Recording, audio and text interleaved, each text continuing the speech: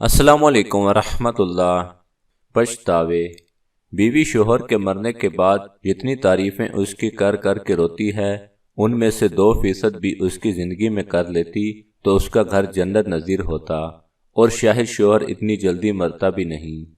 اس طرح بیوی کے مرنے کے بعد شوہر جو سسکتا پھرتا ہے کہ گھر کاٹ کھانے کو دوڑتا ہے، کوئی پانی کو پوچھنے والا نہیں، اور اپنی غلطیوں اور کوتاہیوں کا اقرار کرتا پھرتا ہے۔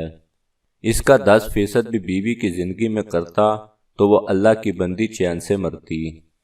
اولاد جس قدر والدین کی موت کے بعد ان کے احسانات کا اعتراف کرتی پھرتی ہے، کیا یہی وہ 2 بھول سننے کو ماں باپ ترس کر نہیں مر گئے؟